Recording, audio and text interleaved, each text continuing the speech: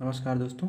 आज की इस वीडियो में हम सीखने वाले हैं बलों के समांतर चतुर्भुज के नियम को। तो हम इसमें सीखेंगे कि नियम जो है वो उसका कथन क्या है और हम सीखते हैं कि इस नियम को कैसे सिद्ध किया जाता है।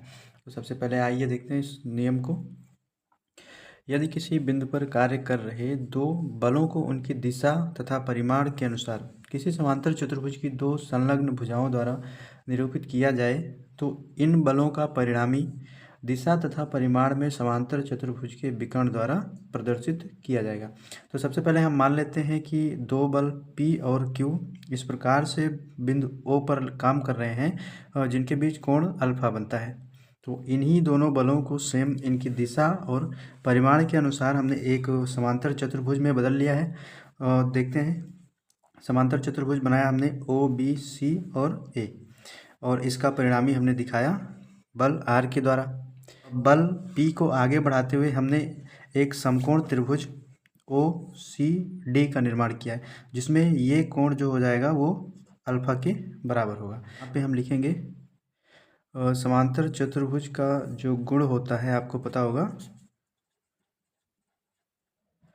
समांतर चतुर्भुज में आमने सामने की भुजाएं बराबर होती हैं। तो यहाँ पर हम देख सकते हैं OB किसके बराबर होगा, AC के, और ये दोनों किसके बराबर होंगे, Q के।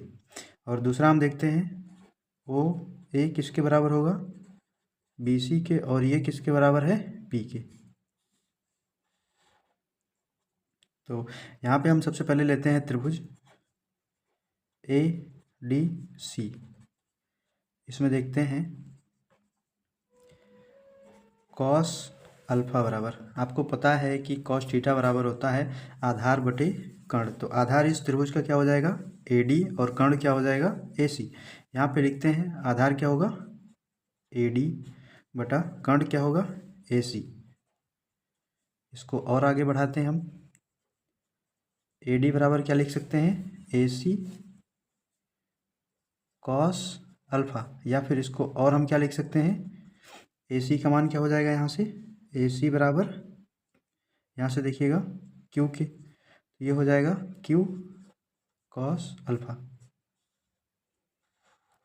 इसी त्रिभुज में हम देखते हैं साइन अल्फा बराबर क्या हो जाएगा, साइन थीटा बराबर क्या होता है, लंब बटे कर्ण। तो त्रिभुज ACD में लंब क्या होगा, DC, और कर्ण क्या होगा, AC। तो यहाँ पे क्या लिख सकते हैं हम, DC बटे AC, और फिर से हम क्या लिख सकते हैं, DC किसके बराबर हो जाएगा, AC साइन अल्फा के। तो इसको हम और किस में लिख सकते हैं, AC का मान क्या हो जाएगा, यहाँ से देखिएगा AC बराबर Q साइन अल्फा, ये हो जाएगा। उसके बाद हम लेते हैं समकोण त्रिभुज OCD, त्रिभुज OCD। इसमें हम क्या करेंगे, पाइथागोरस थ्योरम लगाते हैं। आपको पता है पाइथागोरस प्रमेय के अनुसार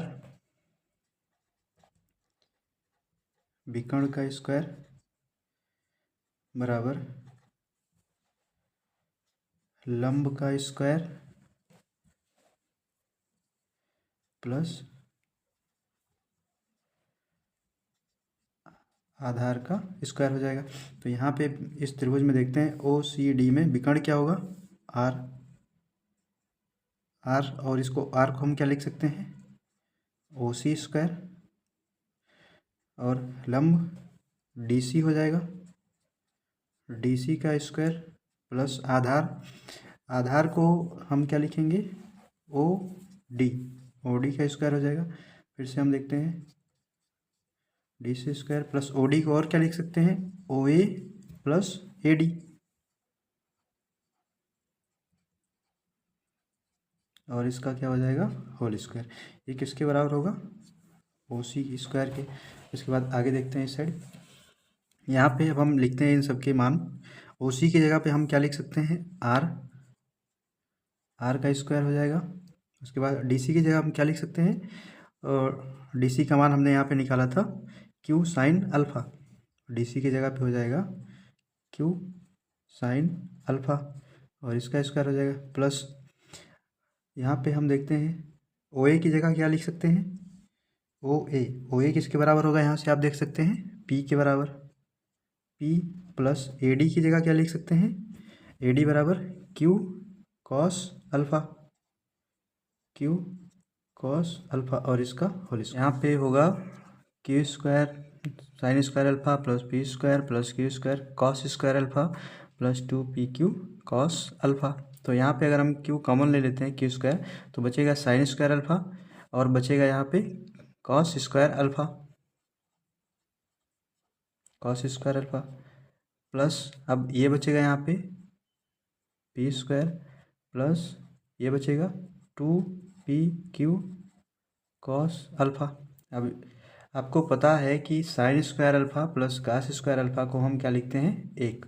तो यहाँ पे क्या बचेगा अब Q square plus P square plus 2pq cos alpha और ये किसके बराबर हो जाएगा, आर स्क्वायर के। तो यहाँ से अगर हम स्क्वायर हटाते हैं तो इसका मान क्या हो जाएगा, आर बराबर under root P square plus Q square plus 2pq cos alpha. ये आर का मान जो मिला है यही उस बल के परिणामी के रूप में प्रदर्शित किया जाएगा, या फिर कह सकते हैं इस समांतर चतुर्भुज का जो विकर्ण है आर, ये इसके बराबर होगा। अब यहाँ से तो आर का मान मिल जाता है आपको। अब इस आर की दिशा हम यहाँ से निकालते हैं, यहाँ लिखेंगे परिणामी की दिशा, और ये किसके रूप में निरूपित होती है, क्षैतिज के साथ झुकाव के द्वारा, यानी कि ये जो कोण बन रहा है थीटा, इसके द्वारा इसकी दिशा निरूपित की जाएगी। तो सेम त्रिभुज ओ सी डी में हम देखते हैं इसकी दिशा निकालने के लिए आपको पता है कि tan थीटा का यूज किया जाएगा। तो इस त्रिभुज में tan थीटा बराबर क्या होता है, लंब बटे आधार। तो लंब इस त्रिभुज का क्या हो जाएगा DC और आधार क्या हो जाएगा OD। तो यहाँ पे हम क्या लिखेंगे, लंब DC बटे आधार OD। और फिर से आगे हम देखते हैं DC OD को हम क्या लिख सकते हैं, OA प्लस AD। और इसका मान आप रखते हैं DC बराबर क्या है, यहाँ से देखते हैं DC बराबर Q साइन अल्फ़ा हो जाएगा, Q sine alpha upon OA की जगह हम क्या लिख सकते हैं, OA बराबर P के, और प्लस AD की जगह हम क्या लिख सकते हैं, AD की जगह हो जाएगा Q cos alpha, Q cos alpha. यहाँ पे आपको मिल जाता है tan थीटा बराबर Q sine alpha upon P plus Q cos alpha. या फिर इसको आप लिख सकते हैं थीटा बराबर tan, इधर आएगा तो इन्वर्स में हो जाएगा और बचेगा क्या, Q sine alpha upon P plus Q cos alpha. ये थीटा का जो मान आएगा ये बताता है कि क्षैतिज के साथ इसके परिणामी आर का जो झुकाव है उसका मान, यानी कि इससे दिशा भी आपको पता चल जाती है कि क्षैतिज के साथ कितने कोण पर परिणामी झुका हुआ है। तो यहाँ से आप देख सकते हैं ये पूरा समांतर चतुर्भुज का नियम था जिसको हमने सिद्ध किया अपने इस वीडियो में।